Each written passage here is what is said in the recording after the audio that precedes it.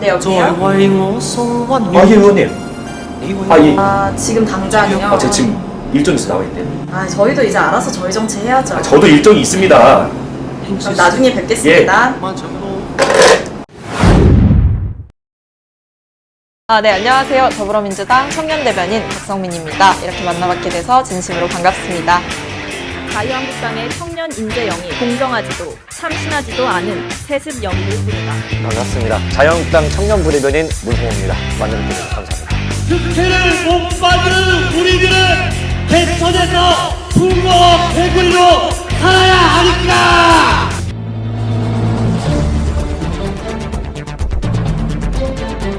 당이 가지고 있는 가치 그리고 당이 하고 있는 일들이 있습니다. 국민 여러분 앞에 좀 정갈한 언어와 정제된 언어로 이제 말씀을 드려야 하는 건데요. 청년 대변인으로서 청년분들을 만나고 그리고 청년 이슈에 대해서 좀 관심을 갖고 유심히 지켜보고 또 활동하고 있는 것 같습니다. 청년부대변인을 뽑으면서 당의 목소리 스피커도 되면서 청년들 시선을 한번 바라보고 기존에 일단 원래 있었던 당에 있었던 뭐 꼰대 정당, 뭐 기득권 정당 이런 걸 탈피하고자 중요 직책에 청년을 넣었다 이런 걸 좀 약간 내포하고 있고요. 대학생위원장으로 이제 활동을 하면서 좀 지역에 있는 청년들과 같이 청년 문제 그리고 청년 의제를 가지고 이렇게 활동을 좀 했었습니다. 저희 민주당 같은 경우는 이 청년 대변인을 뭐 이렇게 아름아름 뽑는 식이 아니라 이제 공채처럼 뽑았어요. 이제 공개 오디션을 거쳐가지고 이제 선발이 되게 된 거라서 이제 청년 당원들이랑 같이 이제 소통하고 얘기하면서 활동을 해왔던 것 같습니다. 거의 2년 걸린 거죠? 아니 저는 한 1년 반? 좀 안쪽으로 걸렸던 것 같아요. 계속 승진이네. 저 같은 경우는 제가 이제 20살 그 젊을 때 그때 이제 학생하면서 레크레이션 강사를 했었어요. 그때 이제 14년도에 새누리당에서 그 무상 그 급식 네. 관련해서 이제 토론회가 있었어요. 근데 그때 이제 레크레이션 강사로서 나가서 발언 기회 얻어가지고 그거 끝나고 새누리당에서 스카우트 제의가 오더라고요. 그래서 전 사실 처음에는 중앙에서 활동하다가 지역에서 약간 스카웃이 또 됐어요. 막내 생활 쭉 하고 총선 대선 이제 도와드리고 하다가 작년 지방선거 때 시의원으로 나갔었거든요. 근데 낙선했던 전례가 있지만요. 그러니까 시의원 후보로 나갔을 때 당선됐으면 전업이 되겠지만은 낙선하고 나서는 그게 뭐 대학원 다니면서 지금 눈높이 학습지 교사를 방문 교사를 같이 하고 있어요. 그래서 저 말고는 청년부 대변인들도 다 직업이 있어서 뭐 스피치 강사부터 시작해서 경제 쪽 계시고 이제 시민단체 대표도 한 분 계시고 하다 보니까 전업으로 하기는 확실히 힘들다는 생각이 많이 듭니다. 5년 동안 이제 당 생활하면서는 당에서 보기 수입이 나온 적은 없습니다. 저는 상근 청년 대변인이에요. 그러니까 이제 상근직인 경우에는 이제 활동할 수 있는 카드랄까요? 이제 비용을 좀 이제 당에서 지원을 해주는 게 있어요. 근데 수입이라고 보기는 어렵고 왜냐면 제가 저축할 수 있는 게 아니고 제 개인적인 걸 쓸 수 있는 건 아니니까. 영수증 처리하는 네. 근데 이제 다만 뭐 대변인으로서 대변인직이 있다 보니까 뭐 토론회라든지 방송이나 이런 거 나가면 이제 부수적인 수입이 들어오다 보니까 그 정도죠. 네. 네, 그런 것들로 이제 조금씩 충당을 하는 부분이 있죠. 네. 저 같은 경우도 제 돈으로 선거를 치지는 않았습니다. 아버지 명의로 해서 아버지가 대출을 받으셔서 저한테 주셨죠. 그 당시에 제가 레크레이션 강사였는데 이게 비정규직이니까 그 대출한 게 심사 까다롭더라고요. 까다롭죠. 그래서 이미 사업을 하고 계시니까 아버지가 그냥 빌려오시면 바로 빌려오니까. 근데 아버지한테 제가 좀 속된 말로 좀 중이병스러운 말을 했죠. 난 무조건 난 당선해서 100% 보전받을 거니까 빌려주십시오. 다행히 보전 그 기준에 들어가서 다 돌려드렸죠. 네. 저는 그런 얘기도 들어봤어요. 아는 사람이 지방선거를 나갔었는데 아버지의 퇴직금을 들고 나갔다는 거예요. 근데 진짜 가슴 아프지 이거 진짜. 보전을 못 받았어요. 아이고. 그런 거가 정말 현실이고 너무 마음이 아픈 거죠. 이번 총선에서는 좀 감사하다고 느꼈던 게 물론 저는 피선거권이 없어서 출마를 못합니다만 감사하다고 느꼈던 게 20대의 경우에는 무료로 경선을 해주겠다. 그리고 30대의 경우는 반값 경선을 해주겠다. 그리고 선거에 드는 비용을 당에서 대출을 해주겠다. 그런 면에서는 이제 환경이 조금씩 나아지고 있는 것 같아서 되게 감사하다고 생각하는데 다른 당 같은 경우에는 어떤지는 사실 좀 들여다봐야 하는 현실적인 문제라고 생각합니다.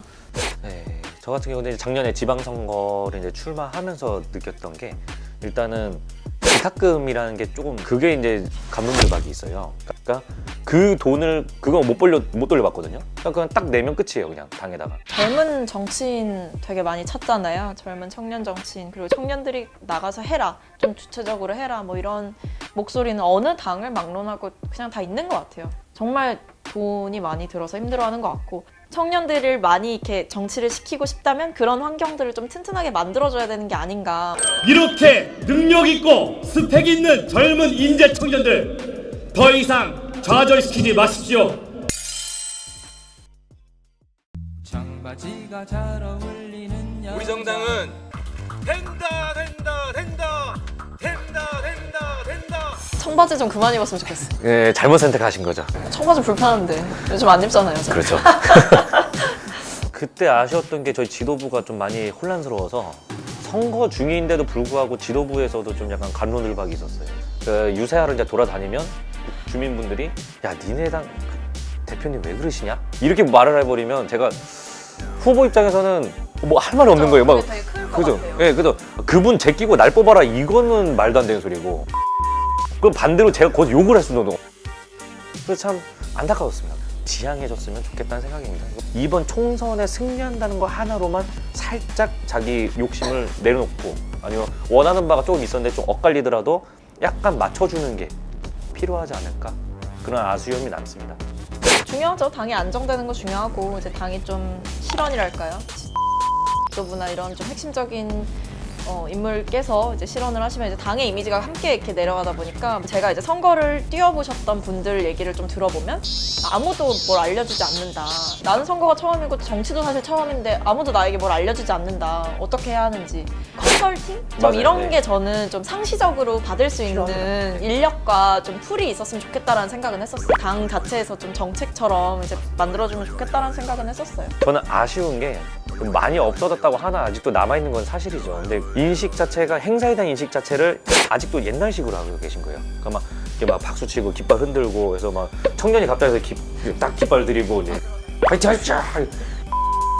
그러니까 그 시스템만 생각하시니까 전 거기서 약간은 조금 아이러니함을 느끼는 거죠. 그러니까 본인이 정치를 하실 때 그런 이미지로 승부할 게 아니라 공약이나 지향이나 이념으로서 승부를 봐야지 여기 나왔을 때 청년이 손 붙잡고 있고 이게 팔짱 끼고 있고 그거는 좀 그분의 인식이라고 저는 생각해요. 그냥 뭐 많이 노후화돼 있는 거는 전 사실이라고 생각하고요.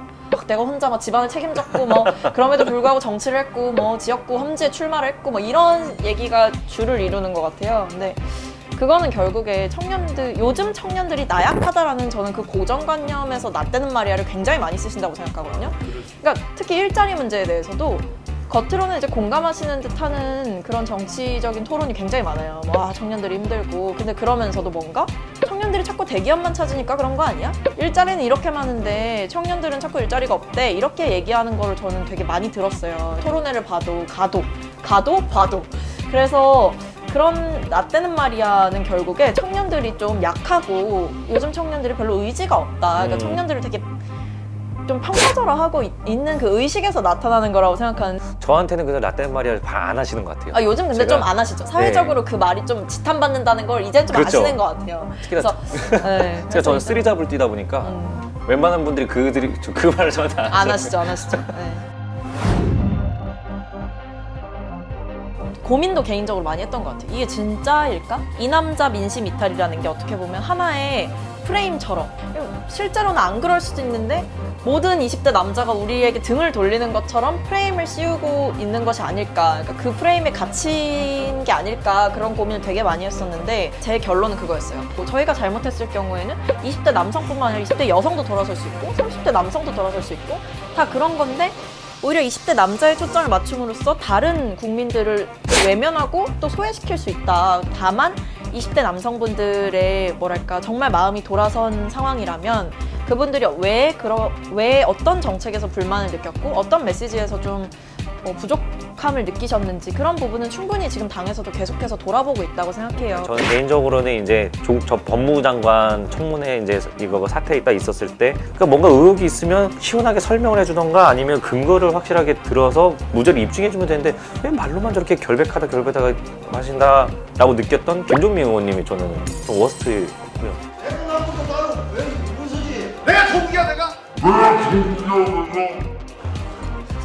자유한국당의 황교안 대표님.